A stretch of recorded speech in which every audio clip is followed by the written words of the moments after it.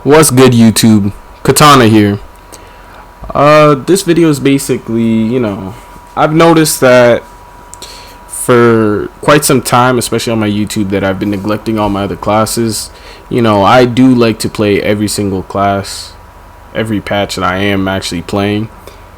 But I noticed that I haven't been playing it as much, or I just kind of throw on whatever willy-nilly build I can. So for example, last patch when I played Mag Decay for the short time I did, I just threw on Lich and Spinners, and even though I can do well with that, other people wouldn't be able to do as well with that build, especially in open world.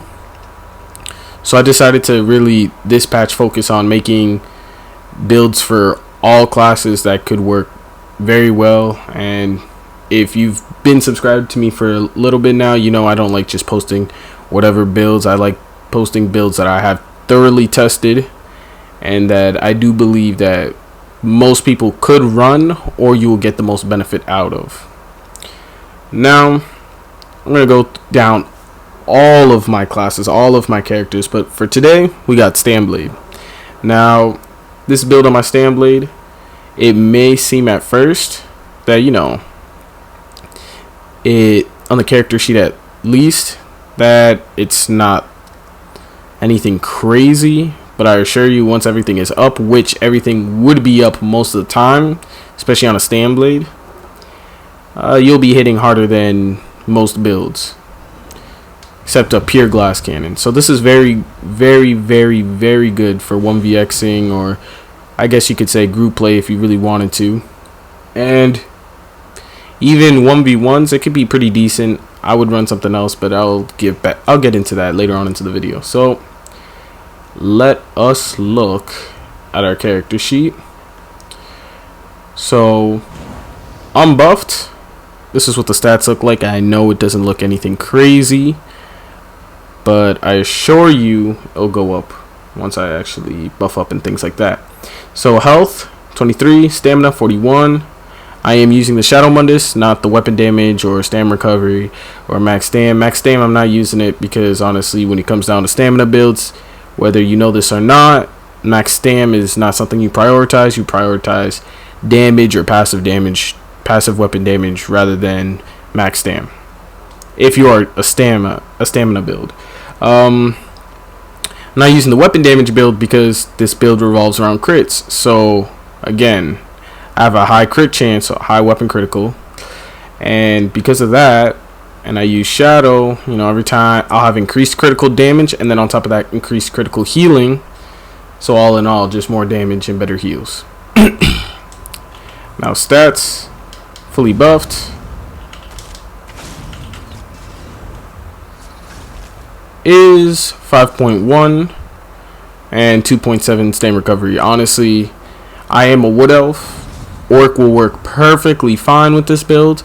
Wood elf just has a lot of recovery. So honestly, this is more recovery than I've had on almost any build I've ever had on ESO. So when I go 1vxing, my sustain is completely off the charts. I could mess up quite a bit with this build. Anyways, set wise, slaughterable items, consumables. You could use Artaeum, but if you do use Artaeum or Dubious, or for whatever reason Pack Leader, you'll have to change up your character points. You're probably not going to want to run as much like max health, for example, because this gives max health. And even though I did say before max stam isn't entirely so important on a stamina build, it is to a degree still somewhat. You don't want to have like 25k max stam, because even though you have a lot of recovery, you're just going to run out of stam very quickly. So I like to stay around 25k max health, and around 27k minimum for max stam. My preferred pots that I like to use is tri-pots for obvious reasons. It helps sustain health, mag, and stamina, so it's very good, works very well with this build. My first set is Briarheart. Now I chose Briarheart because it did get a buff this patch. Ironically enough, I used to use this for PvE, so I already had pretty much all the pieces I need. All I did was buy a 2H, and I use a shock damage glyph on my 2H, specifically because shock damage glyphs give, if you light attack your opponent, it puts minor vulnerability on them. It's NERN for more damage. It's up to you whether or not you want to use a shock damage glyph. You could use a disease damage glyph to you know, make your target's healing a little bit worse, or you could just use poisons for whatever kind of poisons you feel like using. So weapon crit, max stam, weapon crit. When you deal critical damage, you increase your weapon damage by 450, and while this effect is active, your critical strikes heal you for 349. So obviously this is why I said that this build is very much a crit based build, and it's very, very forgiving for the fact that my critical is high. Briarheart will be up most of the time if I have Venom Arrow on an opponent, and on top of that I will be getting heals. So, you know, GG, all great. That's why it works very well with the Shadow Mundus. Now, using the Master's Bow, and this part won't show up in your character sheet, which honestly is another hunk of damage you'll get against opponents. So, you know, if you hit someone with Venom Arrow or Poison Inject, it increases your weapon damage by 330, and it's infused, so I can get even more damage when I light attack on my back bar. And for monsters, I use 1/1. If by 1/1 I mean One Piece Veli, One Piece Kina. Reason being is because it gives, each one gives 129 weapon damage on the first piece.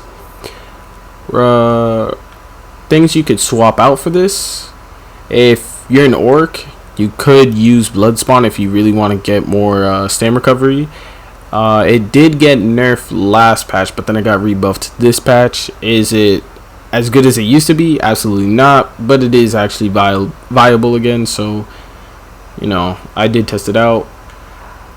I did test out Balorg. I didn't like Balorg as much because, say, if I wanted to do an in-cap that was at like 75 ultimate or whatever, it honestly wasn't a lot of damage that I was getting. So I prefer to just have 1/1 that flat. The other set is Eternal Vigor. Now, this set is very, very, very good for the fact that it gives you, you know, all those recoveries, the max health, but when you're below 50% health, it gives health recovery as well. So when you're above, you have stam and mag recovery. When you're below, you have health recovery.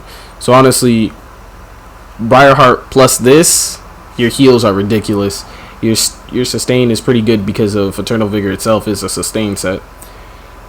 And for traits, honestly, if I had all the transmute crystals in the world, I would have had pretty much all these well fitted. But these are the traits that I currently run. So Eternal Vigor is on the chest and legs. Briarheart is on the little small pieces of the body, and then the monster. Comes down to jewelry. It is all infused weapon damage. So yes, I still have that much recovery, even though it's all infused weapon damage. So all in all, this build is very great for all-around players, whether you're a returning player, veteran player, whatever the case may be. This build is very, very forgiving. If you want a substitute setup, specifically more for duels, because maybe Eternal Vigor may not be your cup of tea for duels, and I understand that because you'll have a lot of sustain and maybe in certain situations not enough damage, even though you could still one-shot people with this build 100%. But I would replace Eternal Vigor with Essence Thief. Essence Thief synergizes very well with Briarheart. The only thing is, I tried Essence Thief and Briarheart open world together. Only reason why I didn't like it is because I had to go and pick up the pools in certain situations. You can't always pick up those pools. So having those two proc sets, they worked well together open world, but at the same time, I can't always be picking up the pools in certain situations. So it kind of cucked me sometimes. Alright. Skills: Camouflaged Hunter, Relentless, Surprise Attack, Rally, Vigor, and Cap. Back bar, you could replace this ultimate with whatever you want. And honestly, if you really are very, very good at Stanblade, you could easily put Dawnbreaker on the front bar, Incap on the back bar. But I personally prefer having it like this because, I mean, Incap is just too good not to have on the front bar. But just a recommendation if you really want to get as much damage as you want out of this build. I have the wrong morph for this. I have Soul Tether for whatever reason, but it is what it is.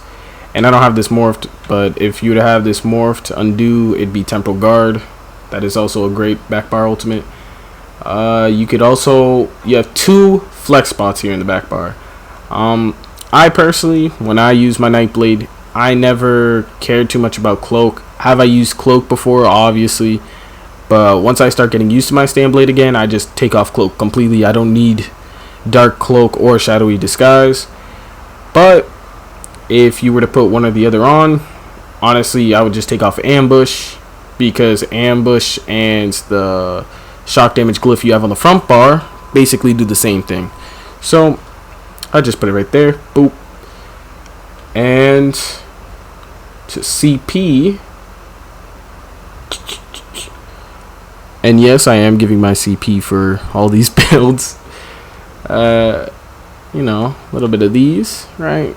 You can pause the video and see the CP yourself.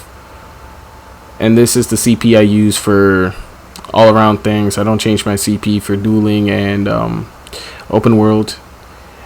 Obviously, if you have what I said, the traits before, this all depends on your traits. Resistant right here, I like to have around, you know, 2.7 to 3k crit resist on my character sheet. So I have 49 into here, so I have a pretty much a flat 3k. But if you're wearing all well fitted, you might have a little bit more into that, but you might not, because you could roll dodge like a motherfucker. So what's the point? It's all up to you, preference on your playstyle. And there you go. That is the build. I hope you guys enjoyed. Like, comment if you're new to the channel, subscribe,